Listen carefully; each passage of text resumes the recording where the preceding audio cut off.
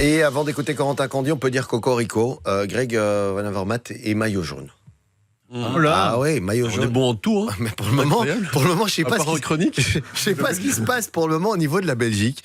Mais il y a un petit truc. Il y a visiblement des progrès médicaux qui ont été effectués. Il y a plein de choses qui se passent, mais donc voilà. Et Corentin Van Avermaet a beaucoup de charme. C'est vrai. On est gagnant sur tous les tableaux. Eh ben ça tombe bien, Corentin, c'est à vous, puisque depuis vendredi, toutes les enquêtes d'opinion le démontrent. Les gens ont repris confiance en l'avenir. La confiance des ménages grimpe en flèche.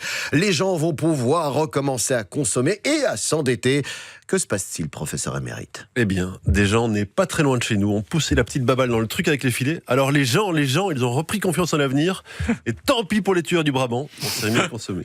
Depuis une semaine, la RTBF explose tous les records d'audience. Historique, on a fait plus de chiffres vendredi que le 18 mai 2012, quand le JT évoquait la préparation du CEB dans les familles, avec de nombreux petits sujets intimistes. Alors avec les records d'audience qui pleuvent, la RTBF pourra bientôt de quoi se payer des collaborateurs de qualité. On n'aura plus qu'à rentrer chez nous. Depuis vendredi, les gens sont très contents partout dans la rue. Les gens ont des têtes de vainqueurs. Depuis vendredi, la femme belge est heureuse de pouvoir admirer comme jamais. Qui ça ? L'homme ? Le belge ? Depuis ce week-end, les femmes belges admirent leur homme, alors qu'il y a 8 jours seulement, elles nous regardaient comme si on était des roll-mops. Depuis vendredi, les femmes nous aiment comme si on était devenus riches, avec des chevelures. Alors, passé le premier moment de surprise, palpant leur gros ventre, les hommes belges ont relevé la tête, puis ont adopté des poses viriles, des poses comme ça faisait longtemps. Depuis vendredi, les Belges, même les moches, même les pauvres, sont heureux d'être admirés par les femmes belges, mais pas seulement, également par toutes celles qui travaillent à la Commission européenne, qui ne nous regardaient pas il y a un mois, et qui dorénavant se cambrent et nous observent en bavant. Oui. Elles bavent comme des Européennes.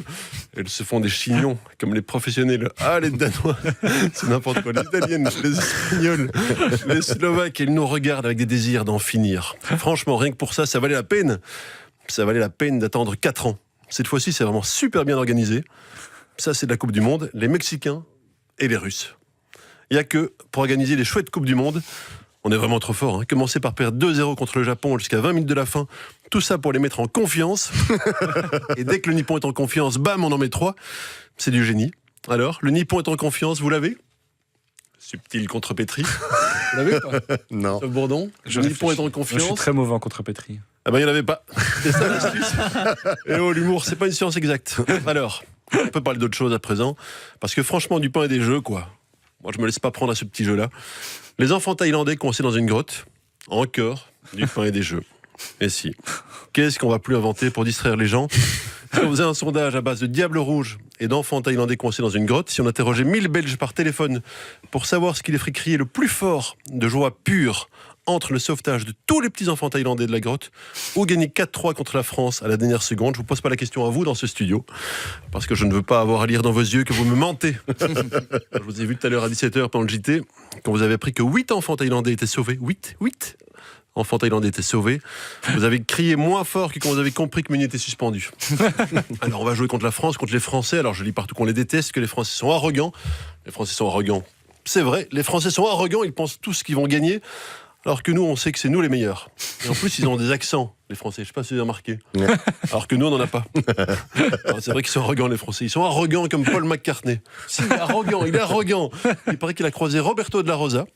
Eh ben, il a fait semblant de ne pas le reconnaître. Arrogant Alain Matteau. Ah non, je me suis trompé de jour.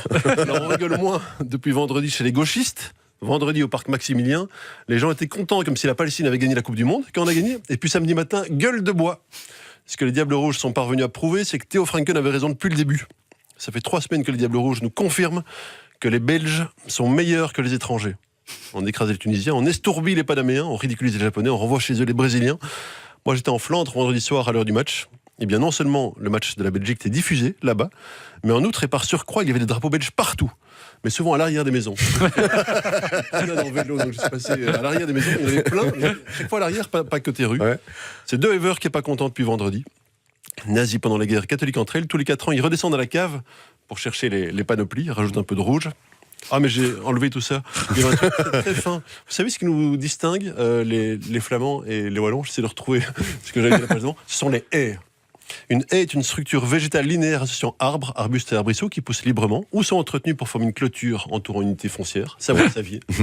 Mais il faut savoir qu'en Flandre, leurs haies sont bichonnées, taillées à la serpette au cordeau, biseautées, tandis que les haies du Sud sont frivoles. Je l'ai remarqué quand j'étais chez mes parents. Alors les chiens un peu durs, là. Enfin, c'est l'expression. En Flandre, vendredi, j'ai pu observer que les gens étaient très contents. Vendredi soir, je pense même pouvoir dire qu'ils étaient vraiment beaucoup plus contents vendredi soir que le jour de la libération. C'est vrai. Ben voilà, Corentin Candé, une petite chronique à retrouver sur rtbf.be/Ovio et rendez-vous effectivement pour le match de demain dès 20h sur la 1.